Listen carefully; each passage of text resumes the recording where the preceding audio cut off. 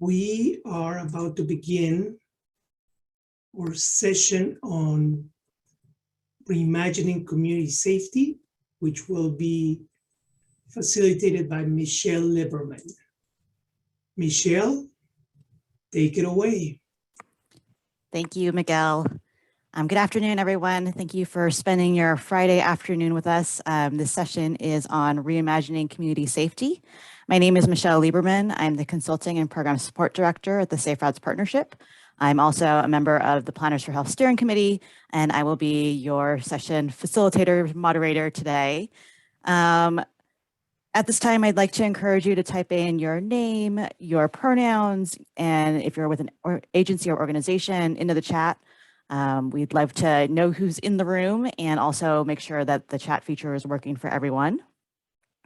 We'd also love to have everyone turn on their cameras for this session if you feel comfortable doing it, just to make the session a little bit more personal and human this afternoon.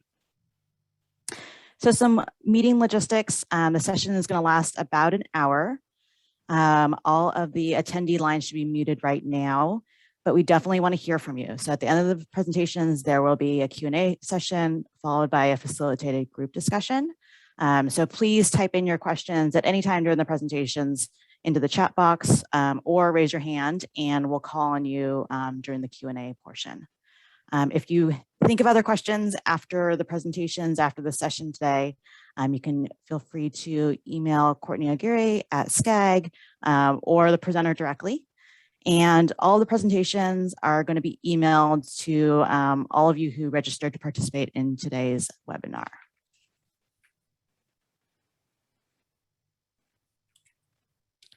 All right. So today's session is going to include presentations focused on reimagining community safety. What does it mean when we start conceiving of safety in terms of things beyond traffic collisions and fatalities, and as we reconsider the traditional role of police and traffic enforcement. Because the session is being co-presented by the Southern California Association of Governments, and we've carved out a few minutes to have them share a little bit more about their Go Human program. So if you're in Southern California, please consider taking advantage of SCAG's resources to support you in your safety work. And if you're from another part of the state or country, think about whether this type of program could make sense for your community. So I'm going to turn it over to Courtney for a few words. Thank you, Michelle. And thank you, Jennifer, our AV support, for helping with the slides today. So to start things off, I, as Michelle was describing, want to share a brief update with you, share information about our resources, but also briefly touch on our existing conditions and provide some context for why we're holding this traffic safety peer exchange, as well as this session at our summit today. So if you could advance one slide, that'd be great. Thank you. So to start things off, I thought I'd share a brief update on our existing conditions to provide some context again for why we're holding this traffic safety peer exchange in this session at the summit. And again, that info on our existing resources. So for context, in a typical year in California, traffic collisions are resulting in 3,700 people killed and 16,000 people seriously injured. And in Southern California, that amounts to nearly 1,500 fatalities and 5,500 serious injuries. And we know that collisions are occurring in every community and in the state and across our region. And the vast majority, more than 70% of the fatal and serious injury collisions are occurring in urban areas, and almost 70% are occurring on our local roads. So you step out your door, it's very likely that collisions are happening right where you are. Next slide, please. And so this information, a lot of detail is included on our current conditions, our current safety conditions in the Regional Transportation Safety Existing Conditions Report, which is highlighted on the slide before you. It includes corresponding story map as well, so you can learn about, again, the conditions in Southern California, which are likely, in some ways probably similar to other areas of the state. I'll link to it in the chat in a bit if you are curious to peruse it, or the story map. So in our efforts to eliminate serious injuries and fatalities across our region, we do engage in a variety of efforts, including these peer exchanges and our Go Human campaign. Next slide, please. So SCAG's Go Human campaign launched in 2015 to reduce traffic collisions, encourage people to walk and bike more. And since then, Go Human's activities have expanded beyond the conversation beyond vehicular violence into a suite of programs, including co-branded safety messaging materials. They come in different forms like lawn signs, banners, and bus shelter ads pictured here.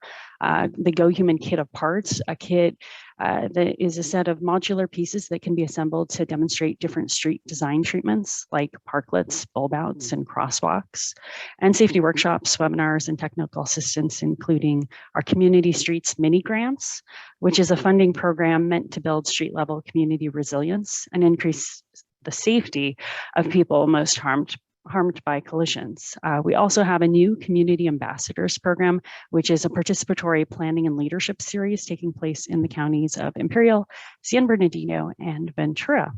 Next slide, please. And so we encourage you to go visit the Go Human website to register for additional traffic safety peer exchanges. They're going on through August 10th this summer. All of the recordings are posted online, as well as the presentation materials. And you can learn more about the programs I just detailed that are available at no cost to folks who are in our region. And with that, I can hand it back over to Michelle. Thanks, Courtney. Okay, now we'd like to get to know a little about you. So we have some poll questions, if we could bring those up.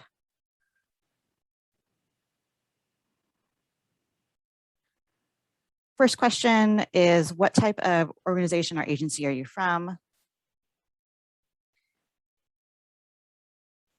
The second question is your organization currently doing work to reimagine community safety? And then third question, have you ever been stopped by police, or have you known someone who's been stopped by police?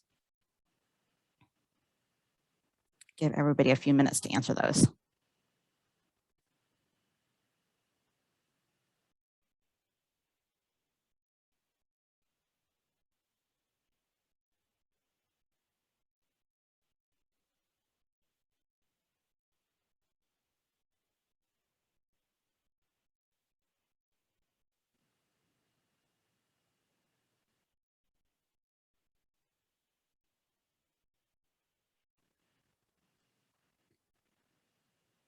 All right, that looks like it was most of everyone. If we want to end the poll, we can share the results. So it looks like we have a lot of folks from city or county agencies, as well as regional agencies. Over half of you have said that your organization is currently doing work to reimagine community safety. That's really exciting to hear. I'm really glad to see that. And almost 80% have either been stopped by police themselves or know someone who's been stopped by police. Great, that's helpful for our speakers as they start their presentations to know a little bit more about our audience. All right, I think we could stop sharing. Now I'd like to welcome Natasha Riveron, my colleague at Safe Routes Partnership. She is our Healthy Parks and Places Manager. She works at the intersection of transportation policy, public health, and social justice. In her current role, she helps local advocates improve the safety and accessibility of their local parks and open spaces via active transportation and transit. Natasha's really passionate about working with communities to creatively build on their assets and elevate the voices of people who have been excluded from the planning processes. So I will pass it over to Natasha. And just as a reminder, please feel free to put any questions into the chat as we go along. Great, thank you so much, Michelle. And hi, everybody. Thank you so much for being here today. We can go to the next slide. Thanks. All right, so I am with Safe Routes Partnership. And just to give a little context, we work to advance safe walking and rolling to and from schools and in everyday life with the goal of improving health and well-being. And we started that with schools in mind, but we quickly realized that this important work is really helpful for moving people of all ages throughout their communities. So to everyday destinations like parks and grocery stores. And that's where a lot of my work is. Next slide, please. So for years, we've promoted active transportation policy and programming that reflects the goals that you can see on the slide. And we're now reckoning with the fact that police law enforcement causes physical harm, even death, to some members of the communities that we all work in. And in addition to all of those goals that we have listed and the things that we're trying to avoid, a key goal of our work is to promote health and holistic and thriving communities. And like, we want our kids to arrive at school ready to learn and joyful and able to skip and jump and enjoy their communities without fear. So I'm going to run through 4 main reasons why we see enforcement as interfering with that goal. So next slide. This first one is structural racism and decades of social and built infrastructure disinvestment. There are entire books and doctoral dissertations written on the history of zoning and land use. So I'm not going to share everything, but I'll quickly sort of touch on it and share resources at the end. Natasha, I'm so sorry. It's a little bit hard to hear you. Is there any way you could pull your mic out in front just a little bit? Oh, yeah. Can you hear me a little bit better? It's a little bit low, but we can hear you.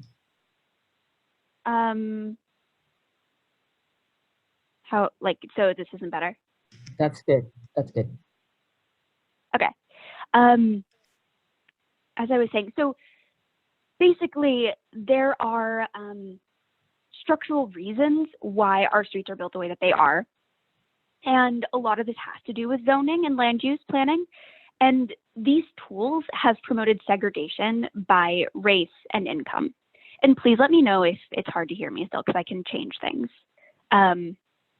So for example, this shows up in that lower income communities are less likely than higher income communities to have zoning codes, subdivision codes, and other land use laws that require pedestrian or bicycle friendly improvements. So in fact, many codes are actively negative for walking and bicycling. Of high income communities, 91% have land use laws that require pedestrian oriented infrastructure, such as sidewalks, crosswalks, and so on. And then 58% of low income communities have those requirements. So there's a pretty significant difference there.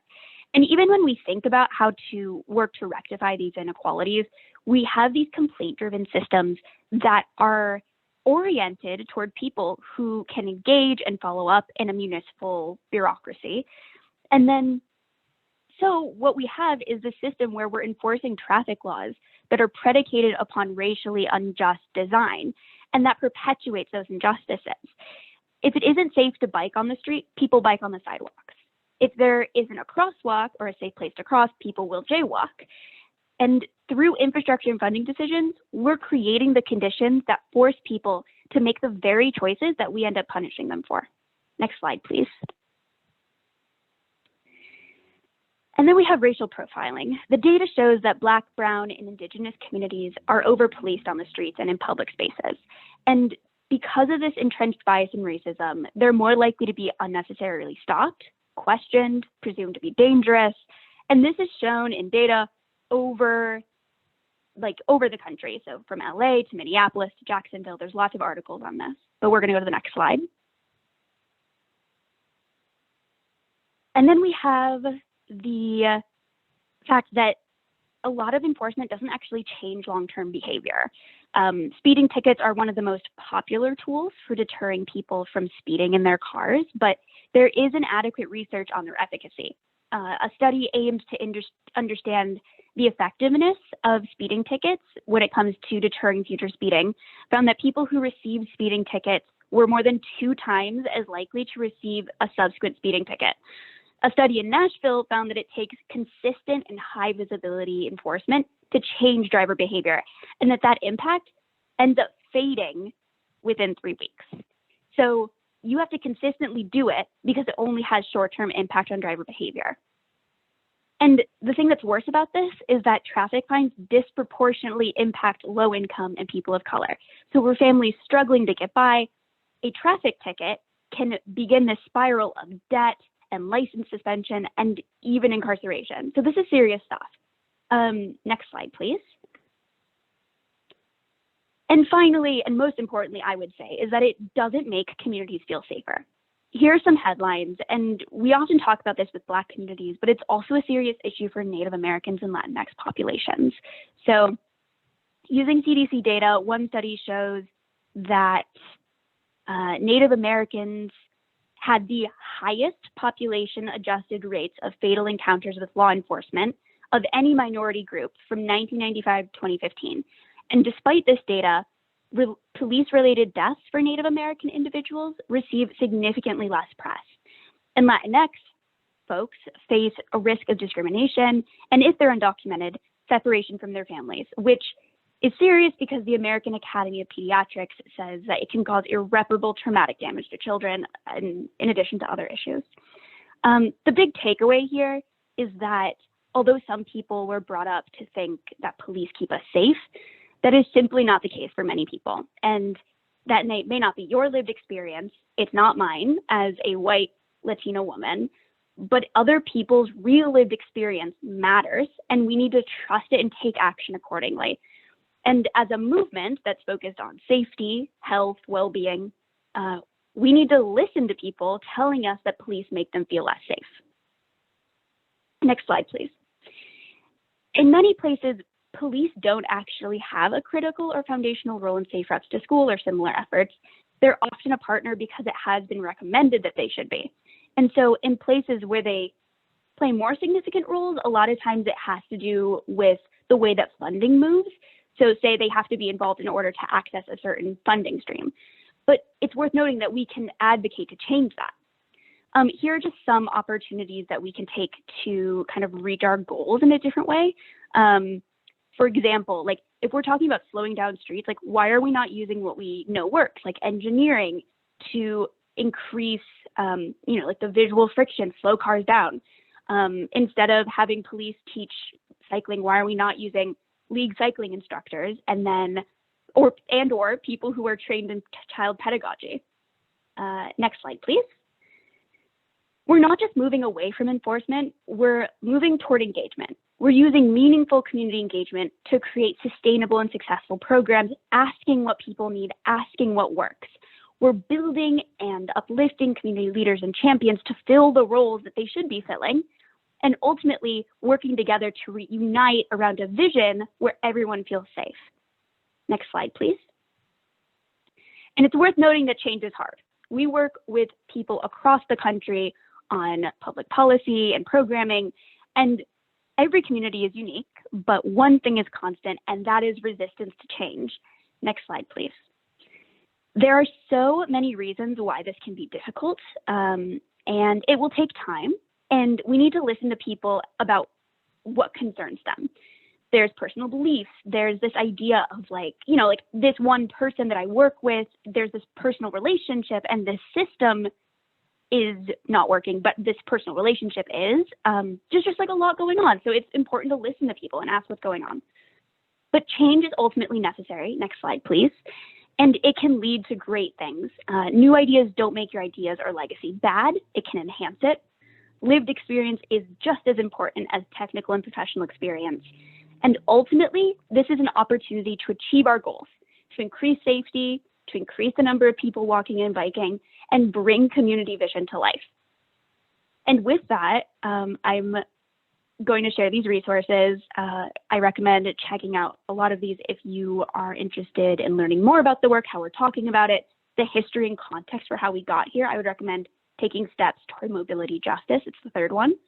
And if you have any questions, feel free to reach out to me. It's Natasha at Safe Routes Partnership, and I am happy to pass it on to the next presenter. Thank you. Thanks, Natasha. Thanks for giving such a great overview and background. We're going to transition to our next speaker and hear more about what local efforts look like in this space. So I'd like to welcome Barnali Ghosh, the chair of Berkeley's Transportation Commission and a coordinating committee member of Walk Bike Berkeley. She is a Berkeley designer, community historian, and a walking and bicycling advocate. Like I said, she's on the coordinating committee of Walk Bike Berkeley, which advocates for healthy, equitable, and sustainable transportation in Berkeley. Last year, in the wake of the murder of George Floyd, she combined her focus on transportation safety and racial justice, and as one of the lead advocates for the Department of Transportation in Berkeley, a planned city department that would bring together transportation engineers, designers, and unarmed traffic enforcement in an effort to create safe streets for all. She also serves on the city's Reimagining Public Safety Task Force. And so I'm going to turn it over to her. And again, remember that you can always put any of your questions into the chat box and we'll use them during the Q&A.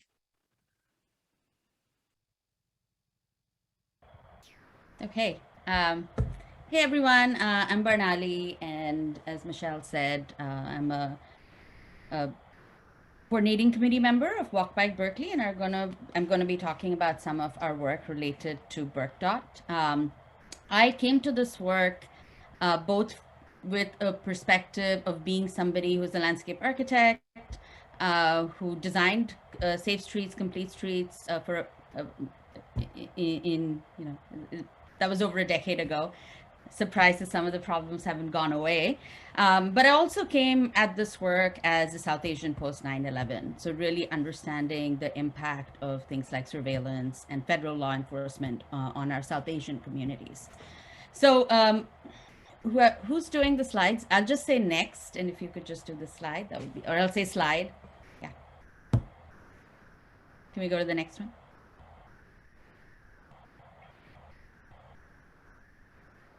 Thank you. So some of what I'm going to say is something that Natasha's already shared, but I want to give you a little broader context and then bring it back to Berkeley. So traffic stops are the most common encounters, and you've already heard this from Natasha. And I want to talk about Berkeley, where we see the disproportionate impact that these stops have on our Black and Brown community members. Slide.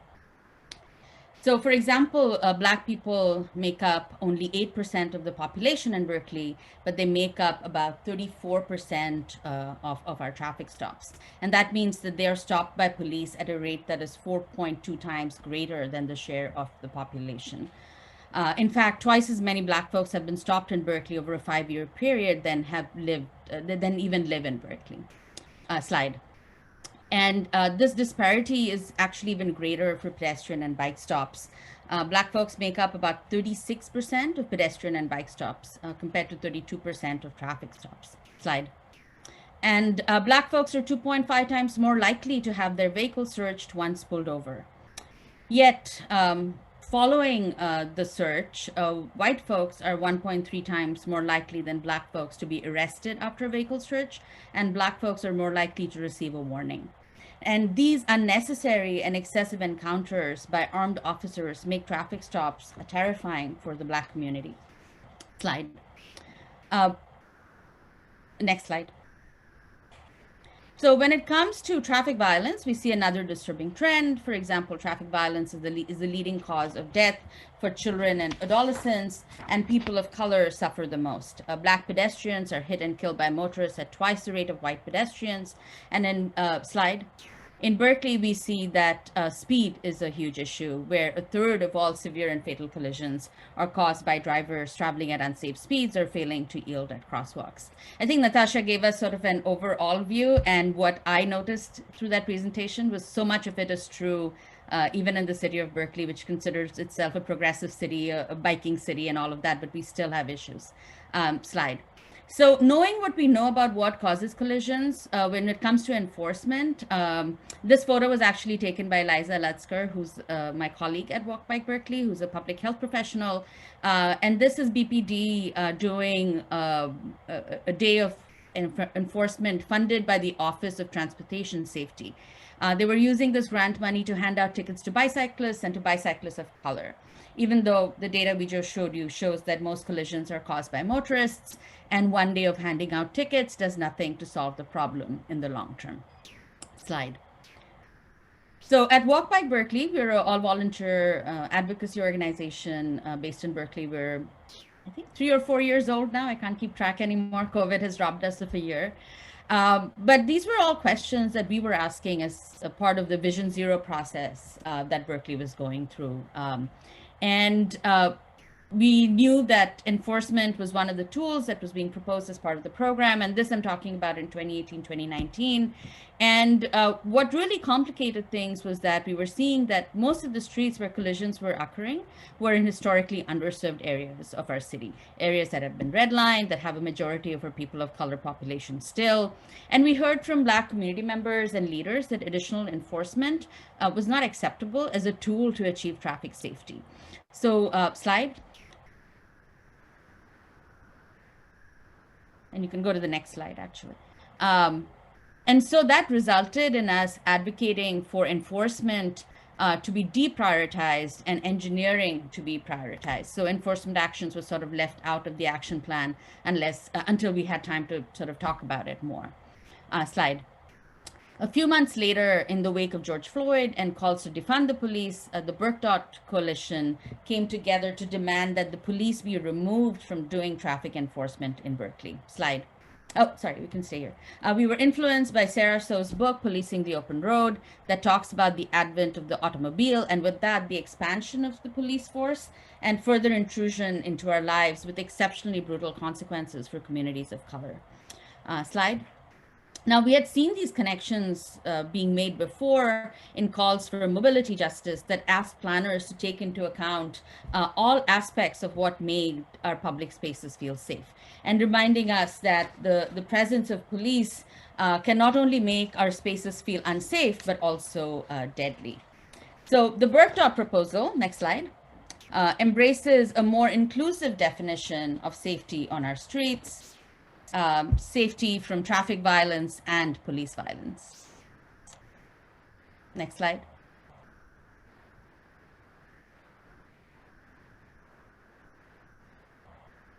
Next slide. Next slide. Sorry, I'm used to doing my slides myself. Can you go back one? Can you go back one more? Thank you. Yeah. So for us, it was also important that the planning profession reflected on the racist outcomes of the policies and the ways in which we do community engagement. I think too often we're talking about all of the issues with the police department, but not enough about how those of us who design these places also fail. Next slide.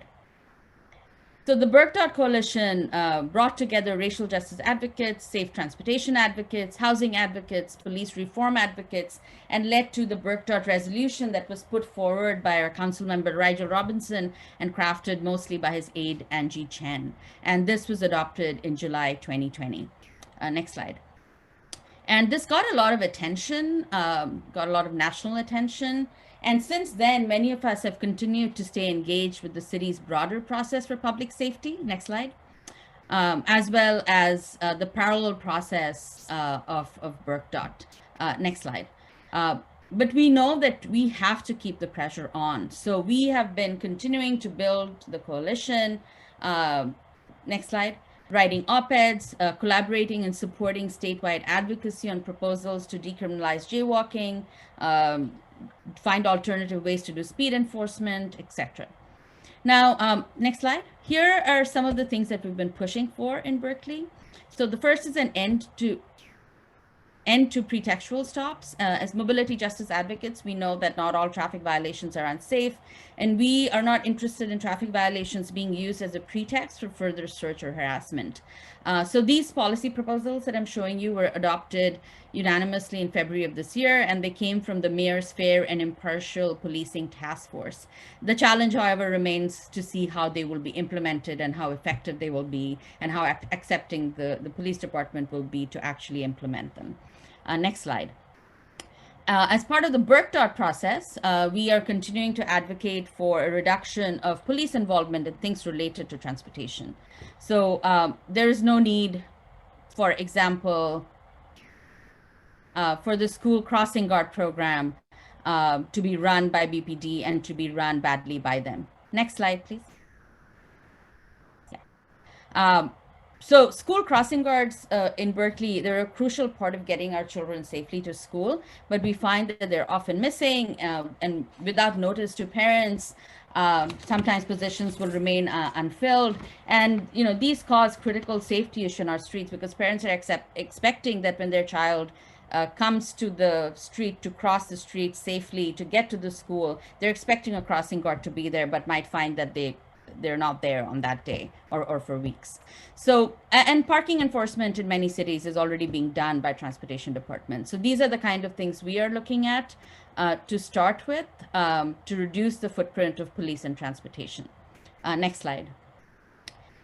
So one of the most talked about and I do want to say a big part of us doing this is because 60% of Berkeley's carbon emissions comes from transportation. And one of the more transformative goals involves transferring most traffic law enforcement from BPD to an unarmed traffic monitors who would be part of the Berkeley Department of Transportation. So we imagine unarmed traffic monitors looking rather like parking enforcement officers. They would conduct stops and issue citations for the sole purpose of advancing road safety. They could manage automated enforcement programs like the red light cameras that the city has used in the past. They wouldn't detain, search, or arrest people like police can, and they wouldn't conduct criminal investigations. They could, in some instances, request police assistance when they observe a more serious offense like DUI while making a stop. And this approach wouldn't bar police from conducting vehicle stops if they had evidence that the vehicle was involved in non-traffic related crimes like an assault. And the city could still allow police to make traffic stops for certain serious traffic offenses that pose imminent harm to people.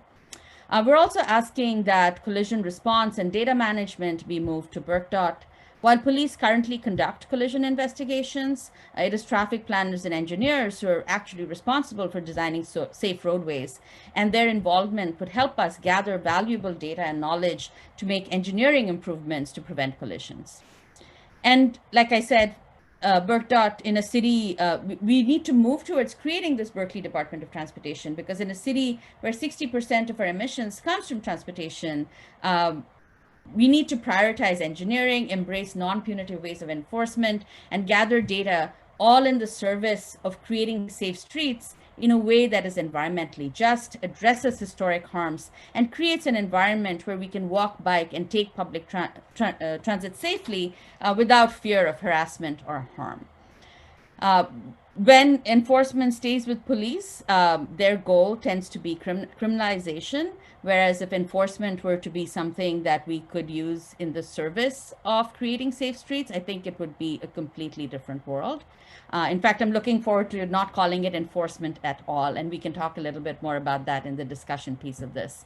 Now, next slide. I started this presentation with a lot of data, but I want to leave you with some names that you're probably familiar with, and there have been more since. Philando Castile was pulled over for a broken brake light. Sandra Bland was pulled over for failing to signal a lane change. Maurice Gordon was pulled over for speeding.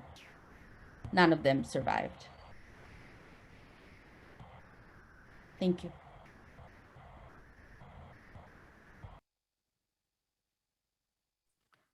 Thank you for your presentation. Now we're going to hear about alternative traffic enforcement approaches in Los Angeles. So I'd like to welcome Eric Bruins. He is the Transportation Policy Director for the City of Los Angeles Councilmember Mike Bonin. Eric has an extensive background working on regional transportation policy and played a key role in securing funding for traffic safety and complete streets in Measure M. He has a background in regional parks and planning and open space conservation. He's focused his career on creating safe, healthy, and sustainable communities for people to enjoy. Hand it over to you, Eric. Great, thank you. Thank you for having me. Good afternoon, everybody. I want to spend the limited time that we have just table setting what's going on in Los Angeles. I think Natasha and Bernali did such a great job of talking about the data, about what's happening in communities, and it will surprise nobody in the audience that the trends in Los Angeles are very similar. We have some local, local specifics, but generally speaking, we have a real issue here with inequitable policing and unsafe streets. And we're trying to figure out how to solve both of those challenges in one go. Let me start by just saying a little bit about who I am and how I fit into city government. So I work for a city council member who is the head of the transportation committee on the city council. And so in that role, I oversee most of the city's transportation policies and provide oversight to the Department of Transportation. My boss, Councilmember Bonin, is also on the Metro Board of Directors, which is our region's transit agency. And in that role as well, we have a lot of influence over operations and system security and safety and policing on the region's transit system. So I'm going to speak from kind of both of those perspectives. I also, my background is in bicycle advocacy. I was the policy director for the Los Angeles County Bicycle Coalition for 4 years. And so I share a lot of Barnali's perspectives from Walk Bike Berkeley around how enforcement fits into the equitable transportation space. Next slide.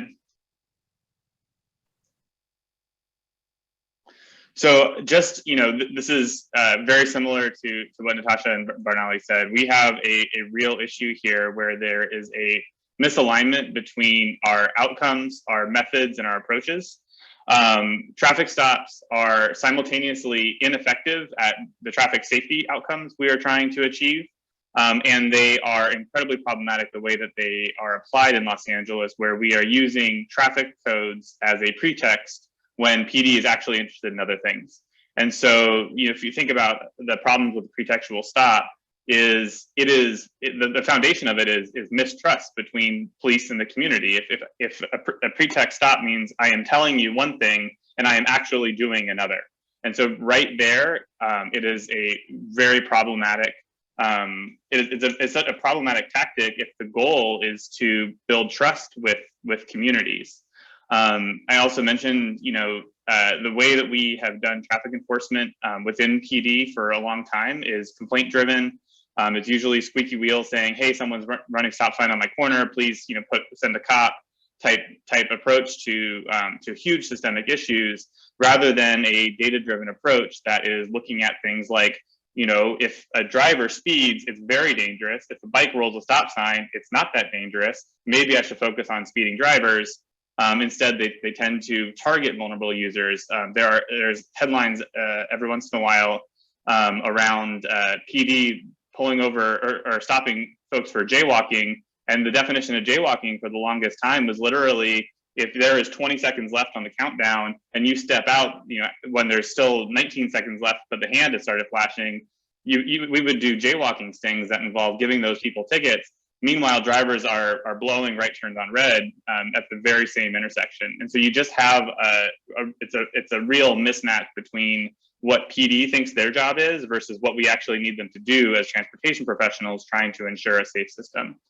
And the last piece, and this is something that we really heard when I was in advocacy, is Black and Latino people, they feel literally change their transportation behaviors based on perceived vulnerability to police stops. And so you have folks that would choose to drive instead of biking or walking because they feel more protected, or you would have folks taking different routes or whatever. And that actually changes, that means that we're not accomplishing our environmental goals, our mobility goals, any of the types of things that we're setting out to do as community planners, because policing is this thing that is omnipresent for a lot of folks.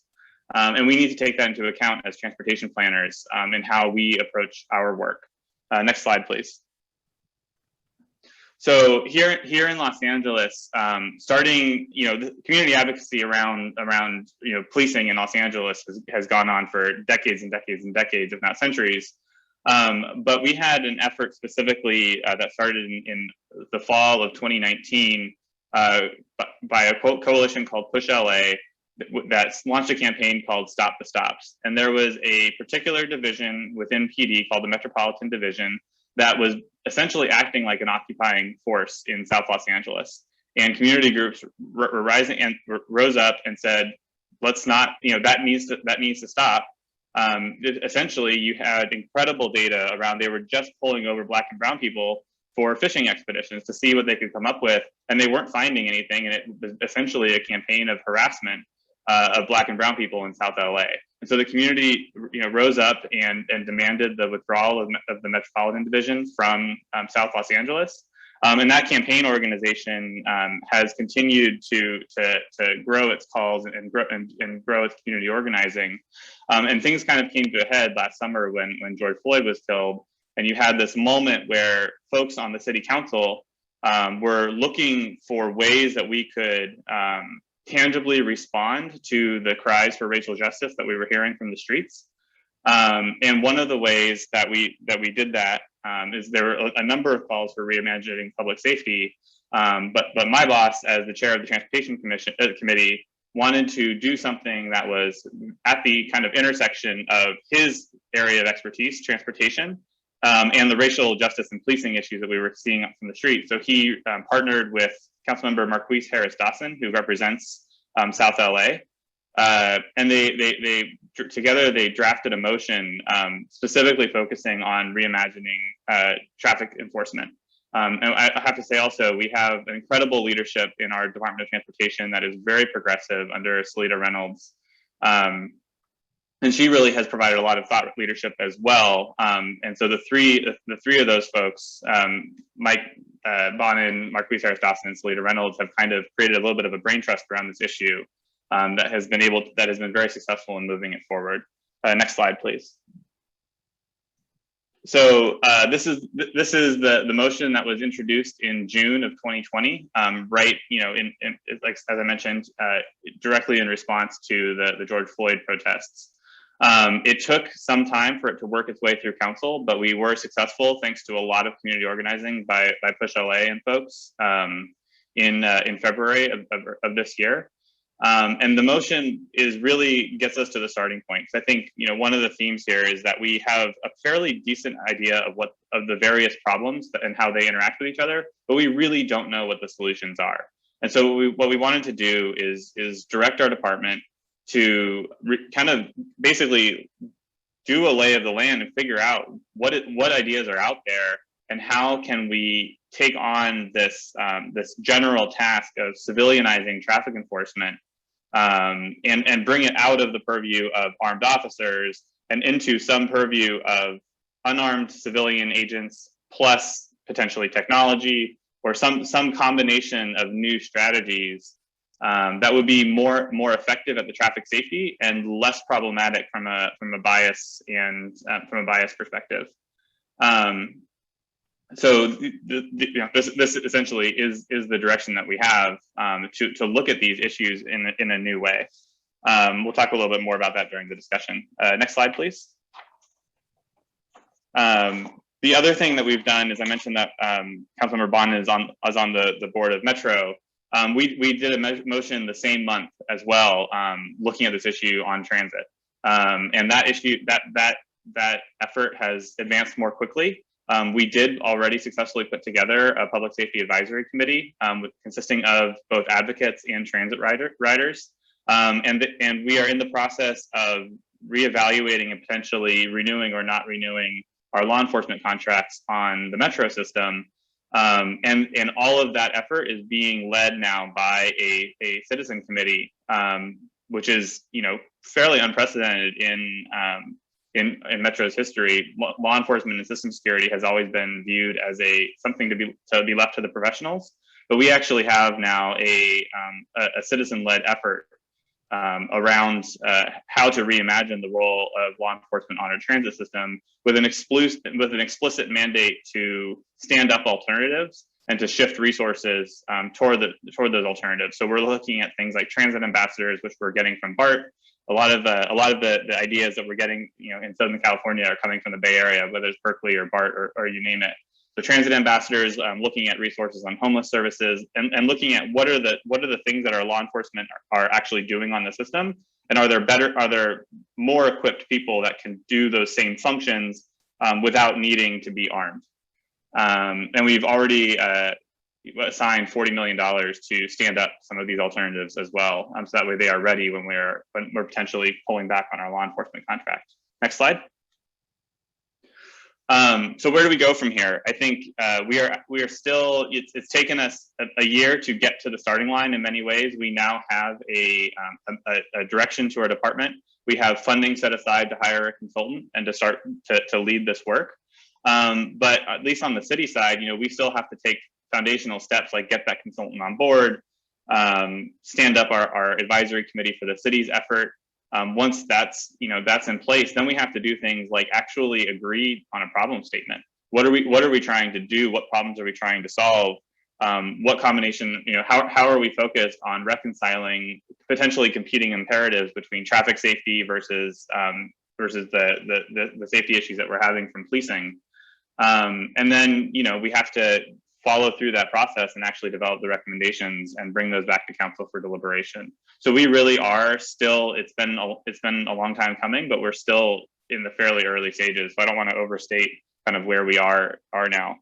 And, you know, part of the reason is that there are a lot of issues and a lot of competing perspectives and a lot of competing politics. And potentially we can talk about some of those during the discussion. So I'll leave it there and turn it back over to the moderator. Thanks, Eric. I think Courtney has been monitoring the chat box. So Courtney, if you want to pull up any questions.